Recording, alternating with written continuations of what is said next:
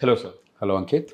Sir, Telangana Chief Minister Mr. Revant Reddy has laid bare the status of educational outcomes in the state and has called for debate in the society involving all stakeholders. What is your first response to that? Long years ago, I'm borrowing a phrase by a great friend of mine who is no more, L.C. Jain, Lakshmi Chand Jain, a great Gandhian, Planning Commission member, ambassador to South Africa. This was almost 35 years, 30 plus years ago. At the National Academy of Missouri, we were analyzing the state of India. So I was making the lead presentation about the strengths and weaknesses, the successes and failures.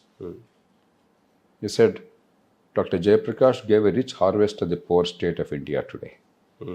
So I think Mr. Revant Reddy gave a rich harvest to the poor state of education, particularly at school level in Telangana, and in many ways in the whole country. And to the extent that he acknowledged the problem, if you recognize the problem, half the solution is there. If you pretend the problem does not exist, there's no solution possible. Right. So the appalling outcomes are the central challenge of education in India. Everything else is peripheral. Everything else is irrelevant. Because enrollment in schools is near 100%. Governments are spending phenomenal amounts of money. The teacher-student ratio is exceptionally good. You can't ask for more. The real issue is, despite all this, outcomes are appallingly bad. Right. So the recognition, I'm very pleased because this probably is the first time that a head of government at a state or national level has in a very honest and straightforward manner acknowledged the complete and colossal failure of school education in the country and expressed the desire or yearning to improve it. I think it's a good starting point. Only one caveat I would like to add. It's not merely limited to Telangana. All states with minor variations are in the same boat. School education in general has collapsed in the country. ASSER surveys, then government's own national achievement surveys, then global survey like PISA, the only time we participated. Time and again we can see that. And common sense tells us, any employer, any person who has some experience in education, you see what is happening, whether it's language and comprehension and communication, or mathematical concepts and ability to apply them for problem solving, or application of logic and deriving scientific conclusions.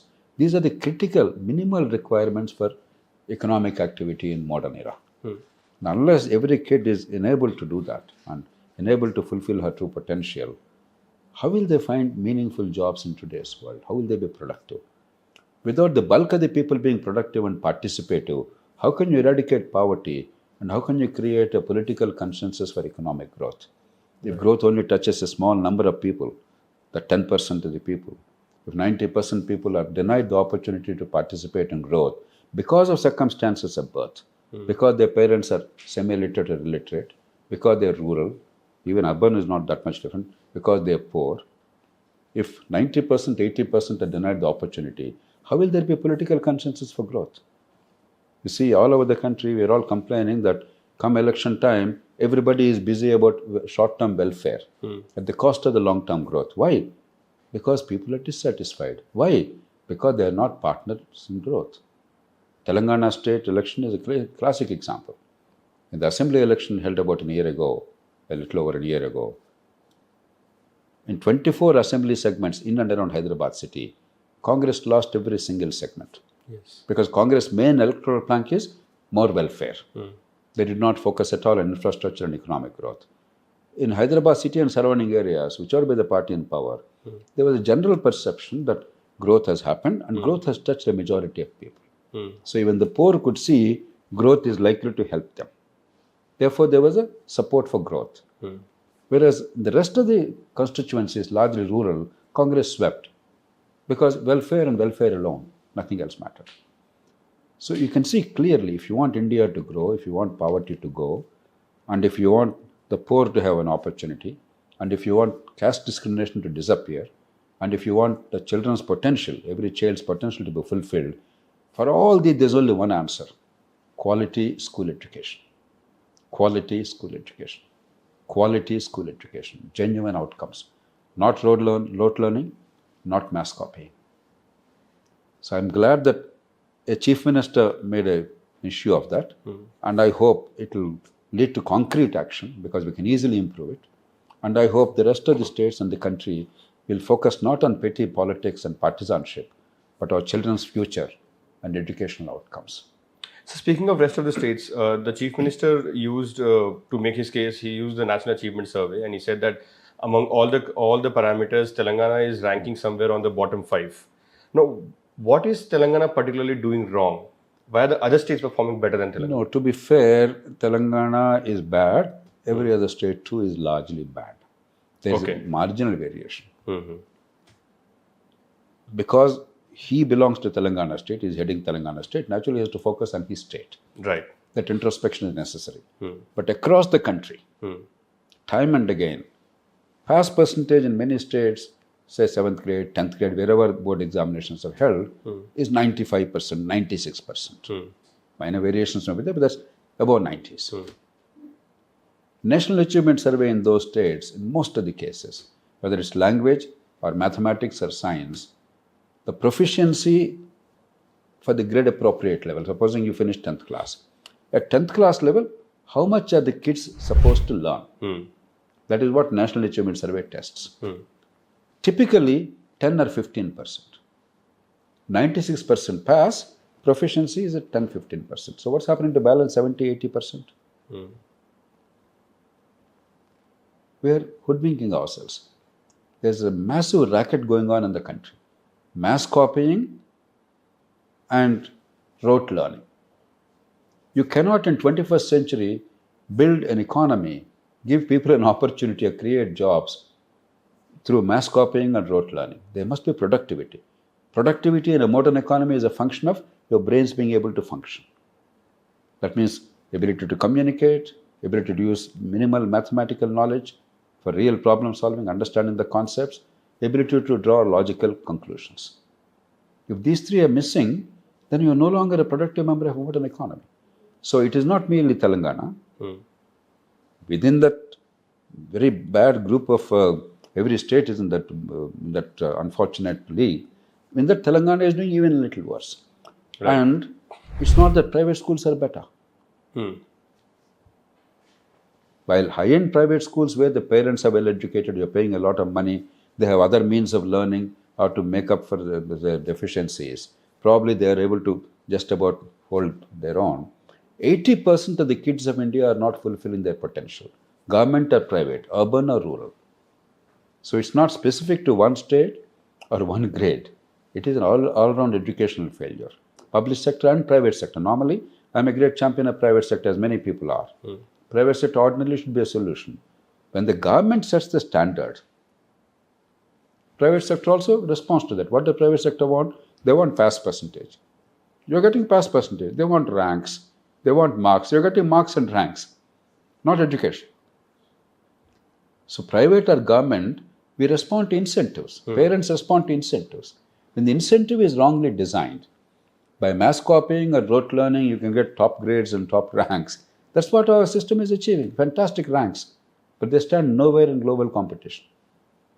The only time India participated in a PISA survey, a global survey, Program for International Students Assessment, we were ranked second from the bottom. Luckily, a country called Kyrgyzstan was in that list.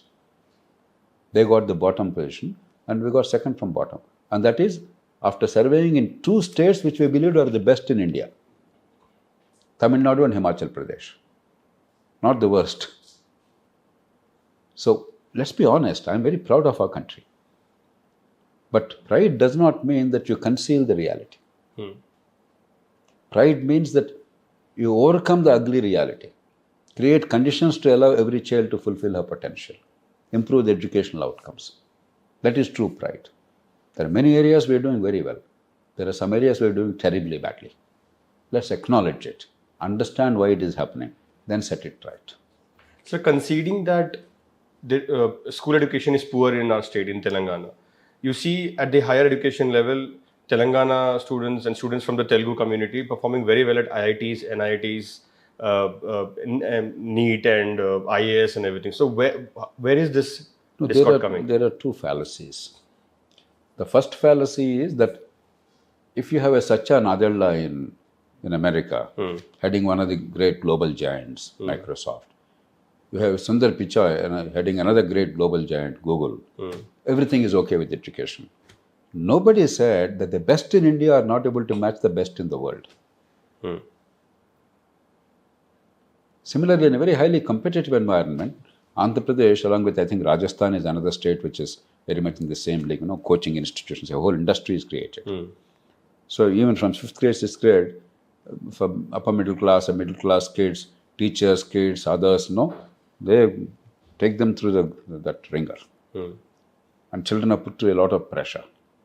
And they're learning something, but they're also going through a lot of pressure. Therefore, in competitive examinations, these kids who are going to these specialized schools, though it's not all-round development of the personality, they do well.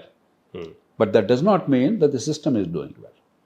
Because the competition is limited only to the top 10% or 20%. The bulk is still suffering. The 80% simply are nowhere there. Nowhere there. I'm not exaggerating.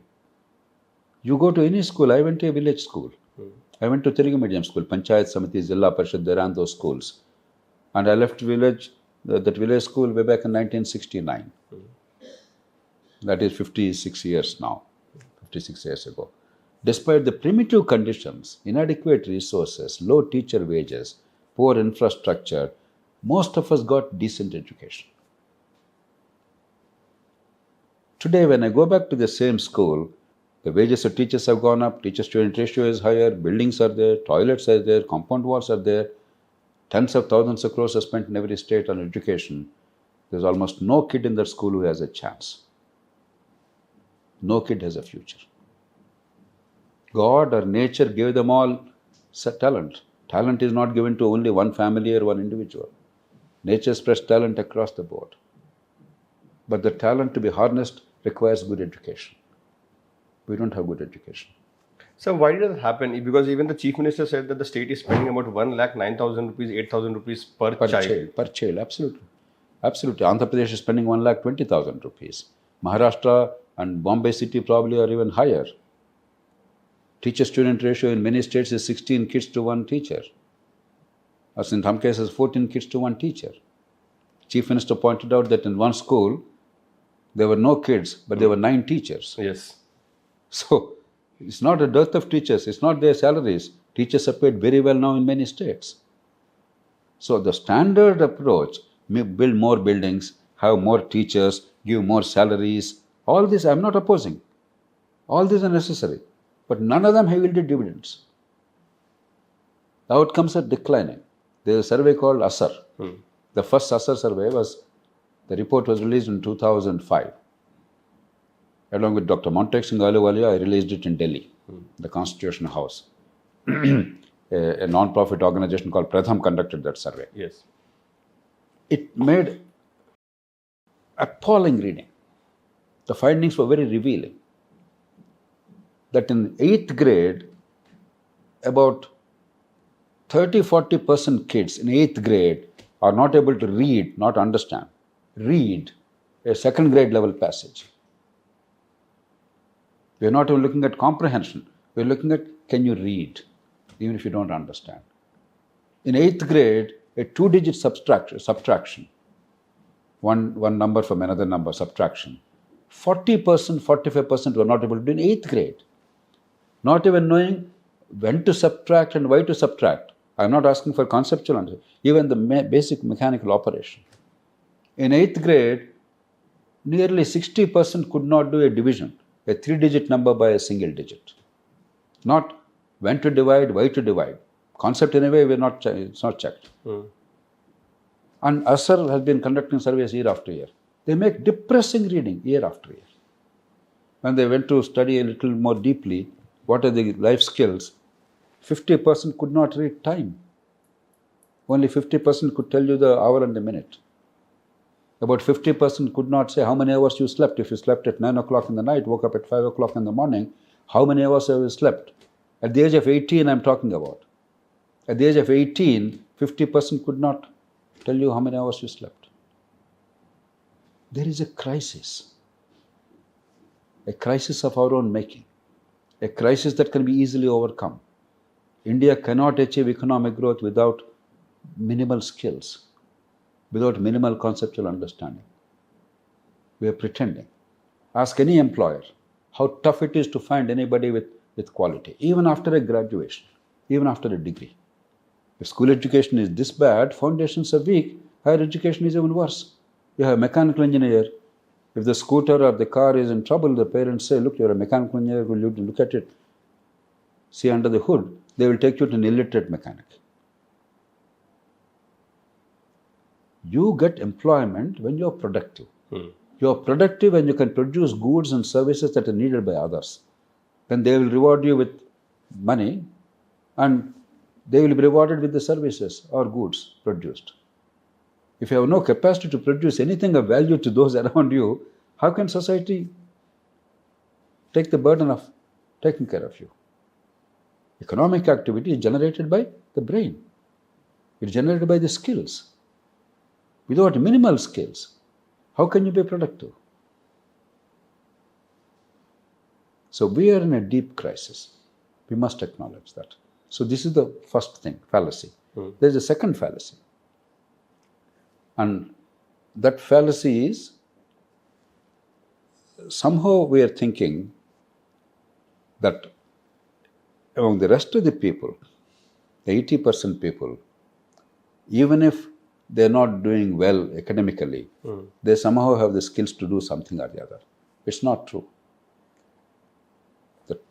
The best in India are a match for the best in the world, oftentimes. But the average in India is so abysmally poor that they cannot even be considered fit enough to be in 90% cases in the rest of the world. Our best, actually, globally competitive kids from India probably are 1%. 1%. Our top 1% probably are competing globally. About 15-20%, they're below par, but they can catch up with some effort. 80% are nowhere. Now, if you don't understand that, and if you think that somehow we can, by showing a few IITs and IIMs and some other things will improve, and even there, the other day I have seen the numbers in Telangana and Andhra Pradesh. Earlier, even I was under the impression that at least in competitive examinations, these chaps are doing well in the nationwide competitive tests. But recently, NEET examination, somebody brought to my attention, if you take the top 5,000 ranks in the country, how many are going to kids of Andhra Pradesh, proportionate to the population or not? We're doing abysmally poorly. Abysmally poorly. Because initially that was true. Even if the state was doing very badly, at least some of the kids who are getting the advantage of training in some of these coaching institutions, they were benefiting. At least that was the perception. But now, because the foundations are so weak, even that is not helping. We're going through the motions. There's a whole industry of coaching without actually enhancing the knowledge level or the ability to apply the knowledge. So even there we are faltering. Actually, some states are doing a little better, not much better, a little better. Even the northern states, you can see the number of ranks in the top, out of the top 5,000. How many NEET ranks are there in some of the northern states? They're actually doing a little better.